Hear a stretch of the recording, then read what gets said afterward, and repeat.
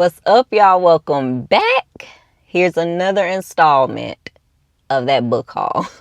I told you they just come in waves, and as they come in, I'm going to film. So I just checked the mail.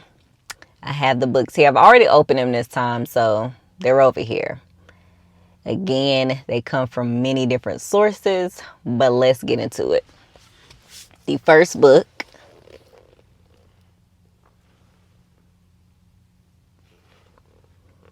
Little Bee by Chris Cleave. I didn't know much about this book. Okay, it looks like it was released in 2008. What's this? Enhancing your book club. Okay, so they got like book club questions, an author Q&A in here. That's pretty cool. Let's see what it's about. We don't want to tell you what happens in this book. It is truly a special story, and we don't want to spoil it. Nevertheless, you need to know enough to buy it, so we'll just say this. This is a story of two women. Their lives collide one fatal day, and one of them has to make a terrible choice. The kind of choice we hope you never have to face. 2 years later, they meet again. The story starts there. Once you have read it, you'll want to tell your friends about it. When you do, please don't tell them what happens. The magic is in how the story unfolds. I like stuff like that. I mean, like, a part of me does want a synopsis, but also, like, we'll be okay. I'm excited to read this. It's not really much to say. I mean, they said we can't spoil it. So when I get on here and do my review, I'm going to try not to spoil it. I'm going to give very little. I'm going to tell you if I think you should get it or not and keep the magic of it alive, like the author says. So that's book one. The second book is a book that, do I have it? Yeah, I have the Kindle version of this book. So I did buy the ebook, but I've been wanting to read it for a while. And I keep saying, like, I read it. Great reviews. A lot of people recommend it. That is The Road. The Road by Cormac McCarthy. This book, yeah, I've been wanting to read this for a while. So basically, this is like a post-apocalyptic book where a dad and his son kind of walk through what is America at this point, which is burned, it's barren, it's ash, and this is like that story. So I'm not sure exactly what happens in here, but I love a post-apocalyptic book. I love dystopian. I like dad and son, you know. I'm excited to see what this is about. Again, I don't think I've ever seen anybody give this a negative review. It's a Pulitzer Prize winner. I'm excited to see what is in these pages. I bought the ebook like I said, and I ain't read it. So here we go. Okay. So far, different than the other ones. We got 2 fictions so far. Next is a nonfiction book. I feel like a lot of people have heard of this. Most people have probably heard of it, and a lot of people have read it. I've heard of it for years. I actually, before I show you this book, I used to own this book. I bought this book a few years ago, and then we moved like to a new place. And when we moved, I literally donated all of my books. I kept like 10, maybe, you know what? I take that back. I kept 1 box of books because it was like 30 or 40, maybe like 30 books in there. And I donated every other book. So I only kept books that had like sentimental value at that time. So I got rid of this book. I didn't even read it at the time. But now I want to read it, and I'm like, dang, I should have kept it. So I rebought it. And I had a hardcover book with the pencil on it. So now I have the paperback, Educated by Tara Westover. I've heard mixed reviews of this. I've heard very mixed reviews of this. I guess it's about a woman who grew up in a very rural, uneducated part of America where education was kind of like her way out. And I've seen people say, like, it's such a powerful read. It's so good. It's so good. But I've also seen people say that while her story is provoking, it is not, like, because of the struggles that they face and, like, their society face, like, this wasn't that deep to them. So I'm interested to see what I think. It wasn't enough to move me to read it a few years ago. But now I feel like I'm at a good spot to read this. So let me know if you've read Educated and what you think. So that's a memoir. Okay, so far, 2 fictions, a nonfiction memoir. Let's see what we got. The next one is a fiction book as well. World on Fire. Oh no, it's not. This is nonfiction. I'm tripping. Yeah, this is nonfiction. World on Fire, Walking in the Wisdom of Christ when everyone's fighting about everything. So this is a series of short stories that I've read half of these. Yeah, I've read half of these. It has authors like Hannah Anderson, which I own 4 of her books, actually. Jada Edwards, who is a local teacher here. I don't know if she considers herself a pastor or not, or a teacher, but I used to actually attend their church, her and her husband. And then Rachel Gilson, I don't know who that is. Jen Pollock, Mary Wiley. So yeah, I'm interested to see what this is. So let me just read to you what it's about. Does it feel like no matter where you look or what the issue is, everyone seems to be fighting about everything?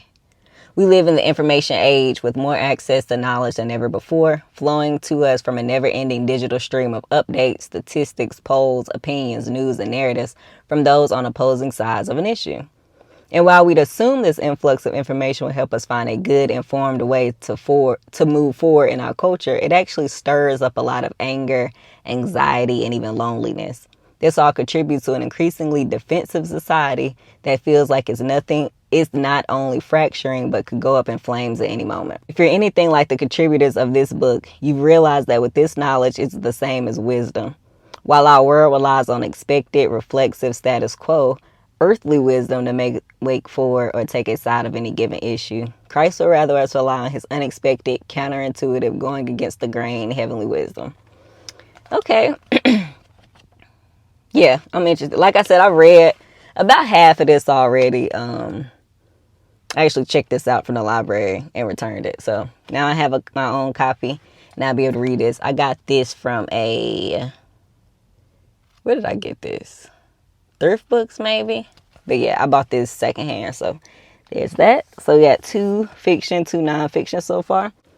The next one is a fiction novel by a indie author that I've seen all over social media. Like, I've seen everybody recommend this book, and I have yet to see a negative review of this book.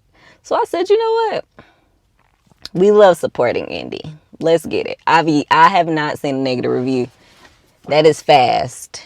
I haven't seen a negative review by Millie Belazar. Yeah. After the untimely death of her mother, Caprice Lattimore has to move in with her grandmother. At 8 years old, life as she knows it is turned upside down. The trauma of losing her mother is made worse with the introduction of Marcel, her grandmother's adult son, who still lives at home. Fast is a standalone that spans 20 years, separated into 3 acts. We watch Caprice grow from 8 years old to 16 years old to 28 years old. She gets hurt, she falls in love, she grows, and she just might overcome. Fast is a story written about victims who are made to feel like their abuse was their own fault. Then you see the back. I'm excited to read this. I have yet to see a negative review. I actually prioritize this. Like, instead of putting it at the end. Well, that's interesting. Instead of putting it at the end of my to read pile, I'm going to read this in February. So hopefully we'll be getting a review of this soon. But yeah, I want to be a part of the dialogue. Like, I always hear about Caprice and Sean, and I'm like, I want to know. So I'll be reading this book. Can't wait. If y'all have read it, let me know what you think. Last book. So only one more book. And it's also a nonfiction book. It's dirty. I think I got this from Thrift Books too. Bad Blood, Secrets and Lies in a Silicon Valley Startup. Ignore this, y'all. This book, I don't know if you can see it on camera, but it is dirty. When I get books in, new and used books, I like when they go in the house, I'll use alcohol wipes to clean them down.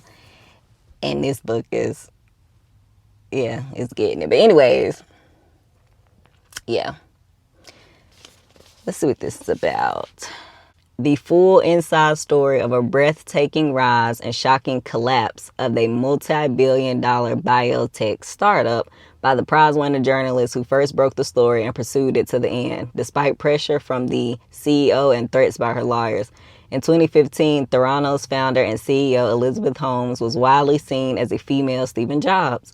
a brilliant Stanford dropout whose startup unicorn promised to revolutionize the medical industry with the machine that would make blood testing significantly faster and easier. Backed by investors such as Larry Ellison and Tim Draper, Theranos sold shares in a fundraising round that valued the company at more than $9 million, putting her net worth at an estimated $4.5 billion. There was just one problem: the technology didn't work. For years, Holmes had been misleading investors and retail partners. Blah, blah, blah, blah, blah. Yeah, I'm excited to read this. I love a good controversy. So, yeah. That's it for today. Wait, now that okay, yeah, that's it for today. I'm tired, y'all. I'm sitting here like trying to decide what I'm gonna do next. Yeah, I'm finishing up Tina Turner's book, and I feel like after I finish that, I'm gonna take a nap. Yeah, but anyways, let me know if you've read any of these. Let me try to get y'all a good picture. Let me know if you've read any of these, what you think. I be feeling like my hand gonna break off. Anyways, let me know what you think if you read any of these, if you want to. And I'll see y'all on the next one.